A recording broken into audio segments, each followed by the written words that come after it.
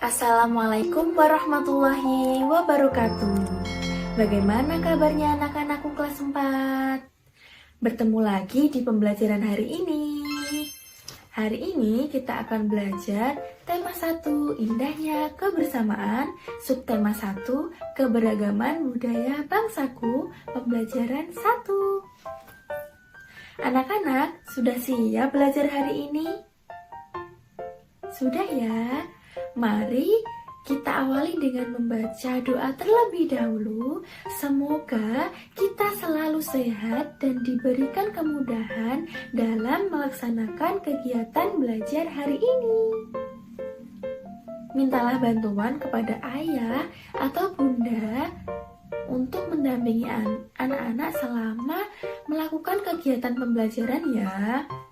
Jangan lupa ucapkan tolong apabila minta bantuan, ucapkan maaf apabila melakukan kesalahan, dan ucapkan terima kasih apabila telah mendapatkan. Hai, tahukah anak-anak, bila negara kita memiliki budaya yang beraneka ragam. Setiap daerah mempunyai bahasa daerah, pakaian adat, rumah adat, dan upacara adat masing-masing. Meskipun bangsa Indonesia berada dalam keberagaman, namun bangsa Indonesia tetap satu dituangkan dalam semboyan bangsa Indonesia, yaitu Bhinneka Tunggal Ika. Ada yang tahu nggak apa artinya Bhinneka Tunggal Ika? Bhinneka Tunggal Ika artinya beda-beda tetapi tetap satu. Nah, dengan keberagaman bangsa Indonesia ini, kita harus bersyukur dan menjaga budaya bangsa Indonesia agar budaya bangsa Indonesia tetap ada sampai generasi yang akan datang. Sekarang kita coba bahas ya beberapa provinsi yang ada di Indonesia dan keanekaragamannya. Yang pertama, Provinsi Nanggroe Aceh Darussalam. Nanggroe Aceh Darussalam memiliki rumah adat yang bernama Krombade. Kemudian alat musiknya yang bernama arbab dimainkan dengan cara digesek. Kemudian yang kedua ada Provinsi Sumatera Barat. Provinsi Sumatera Barat memiliki rumah adat yang bernama Rumah Gadang. Jadi seperti ini. Kemudian memiliki alat musik yaitu talempong. Talempong, cara memainkannya yaitu dengan cara dipukul. Kemudian ada saluang. Saluang, cara memainkannya dengan cara ditiup. Kemudian yang ketiga ada Provinsi Jawa Tengah. Provinsi Jawa Tengah memiliki rumah adat yang bernama joglo. Kemudian memiliki alat musik yang bernama gamelan. Gamelan, cara memainkannya yaitu dengan cara dipukul. Kemudian yang keempat adalah Provinsi Papua. Provinsi Papua memiliki rumah adat yang bernama Hanoi. Kemudian memiliki alat musik yang bernama tifa. Tifa, cara memainkannya dengan cara dipukul. Gitu. Nah, sekarang anak-anak kita lihat dulu ya paragraf yang judulnya Pekan Budaya Nusantara. Hari ini Bella dan Ayah akan mengunjungi Pekan Budaya Nusantara. Pagi ini Bella bangun lebih pagi dari biasanya. Bella bersemangat akan melihat berbagai kebudayaan Nusantara. Kemudian yang paragraf kedua, Pekan Budaya Nusantara diadakan di alun-alun kota selama sepekan. Acara ini menampilkan berbagai budaya Nusantara berupa contoh rumah adat, kemudian ada pakaian adat, tarian adat, alat musik tradisional, serta masakan tradisional. Selebihnya anak-anak bisa baca di rumah ya. Yang kita bahas tadi adalah paragraf. Di dalam paragraf itu ada yang pertama adalah gagasan pokok. Gagasan pokok adalah gagasan atau ide yang menjadi dasar pengembangan sebuah paragraf. Gagasan pokok juga disebut ide pokok. Gagasan pokok biasanya diawali oleh kalimat utama yang letaknya bisa di awal ataupun di akhir paragraf. Kemudian yang kedua ada gagasan pendukung. Apa itu gagasan pendukung? Gagasan pendukung adalah gagasan yang berfungsi untuk menjelaskan gagasan pokok. Nah, dalam sebuah paragraf, bagaimana kita mencari gagasan pokok dan gagasan pendukungnya? Caranya adalah yang pertama, kalian baca dengan teliti. Yang kedua adalah kita harus menemukan kalimat utamanya. Nah, dari paragraf tadi kita akan mencoba mencari gagasan pokok dan gagasan pendukungnya ya. Coba kalian lihat paragraf pertama. Hari ini Bella dan Ayah akan mengunjungi Pekan Budaya Nusantara. Pagi ini Bella bangun pagi dari biasanya.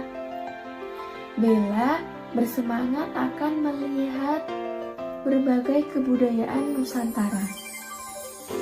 Nah, gagasan pokoknya adalah hari ini Bella dan Ayah akan mengunjungi Pekan Budaya Nusantara. Artinya, kalau kalimat utamanya terdapat pada awal paragraf, kemudian yang lain adalah gagasan pendukung. Berarti gagasan pendukungnya apa? Nah, gagasan pendukungnya adalah pagi ini Bella bangun lebih pagi dari biasanya. Bella bersemangat akan melihat di berbagai kebudayaan Nusantara. Kemudian kita lihat paragraf kedua. Pekan Budaya Nusantara diadakan di alun-alun kota selama sepekan. Acara ini menampilkan beragam budaya Nusantara berupa contoh rumah adat, pakaian adat, tarian adat, alat musik tradisional, serta makanan tradisional. Gagasan pokoknya apa? Gagasan pokoknya terdapat pada kalimat yang di awal atau kalimat utamanya ada di awal, yaitu Pekan Budaya Nusantara diadakan di alun-alun kota selama sepekan. Itu adalah gagasan pokoknya. Kemudian gagasan pendukungnya adalah acara ini menampilkan ragam budaya Nusantara berupa contoh dan ada rumah adat, pakaian adat, tarian adat, alat musik tradisional, kemudian serta makanan tradisional. Nah, kalau kalian sudah paham, ayo berlatih menuliskan gagasan pokok dan gagasan pendukung dari teks bacaan. Tuliskan pada buku tulismu, fotolah hasilnya, dan kirimkan ke WA Group ya. Kalian bisa baca melalui tautan berikut. Nanti ibu kirim di WA Group juga. Keberagaman budaya bangsa Indonesia itu ada pakaian adat, kemudian ada bahasa daerah, kemudian ada rumah adat, kemudian makanan tradisional, dan ada juga alat musik. Kita lihat ya, alat musik tradisional yang ada di sini. Kita lihat macam-macam gambar alat musik tradisional. Yang pertama adalah arbab.